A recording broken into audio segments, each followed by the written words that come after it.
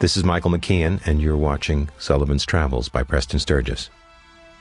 Along with my own mellifluous voice, you will be hearing the words of others who feel similarly warm towards the work of Mr. Preston Sturgis, and for this movie as well. Hi, this is Christopher Guest. Well, my first question would be, whose hands are turning the pages of the credits? And it's my feeling that they are probably the hands of Preston Sturgis, because he liked to be in control of every aspect of the picture.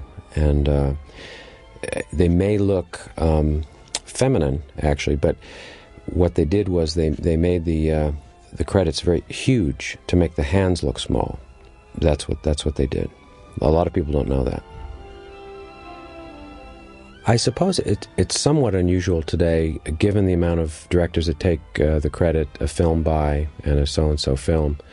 It's still somewhat unusual for directors to come up with an idea, write it, and then and direct it. And I do think they have a different feel, whether it's Woody Allen or whoever.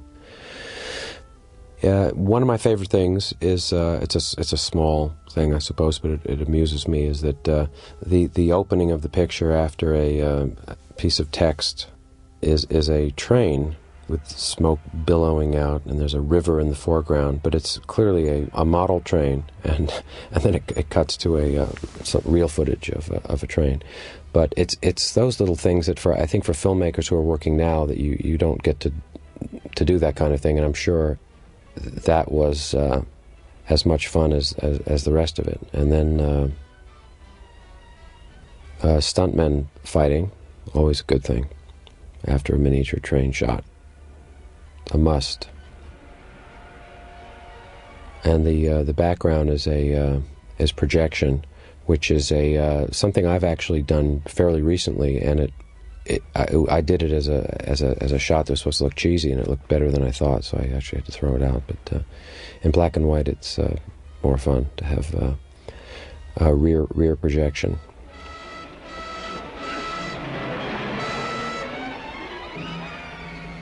And then I was hoping, when I first saw this and it said the end, I was actually hoping it was the end of the movie. I thought that would have been an incredibly bold feature film to be 2 minutes and 10 seconds. You see the symbolism of it? Capital and labor destroy each other. Now, this is a scene where the executives are questioning his background as to how he would know how to make a movie about poor people, and it's really inverted in a sense that normally today there would be a scene where the studio heads would be the idiots, I guess, and this is turned around in a way which is a nice way to begin the film.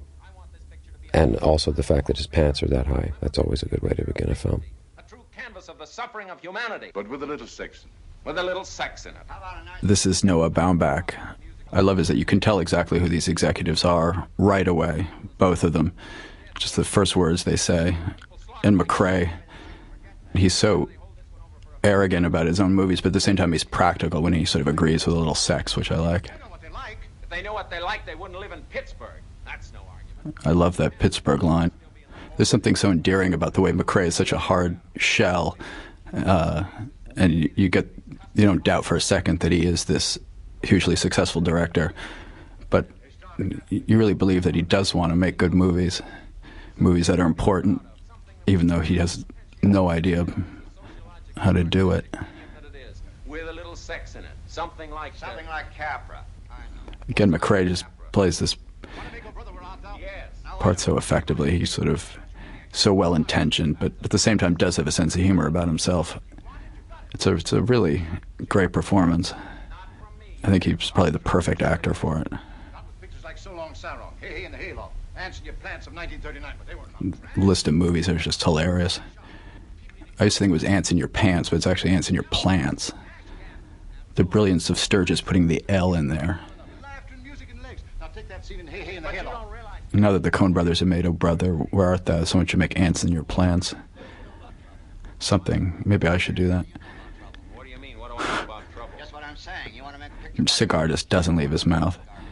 When'd you eat your last meal out of one? There's something so touching also about this movie being made about the Depression, and Sturgis also gets to laugh twice here because they both give him a hard time for not knowing what suffering is and being in boarding school while they were working their whole lives to get where they are. But then, of course, after he leaves at the end, we find out that they're lying.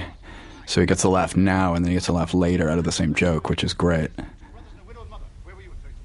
Hi, I'm Ken Bowser. I'm a filmmaker, make a lot of films about filmmakers because I love movies. And I grew up as a kid in New York City watching a lot of television in the old days when they used to run movies on television for free.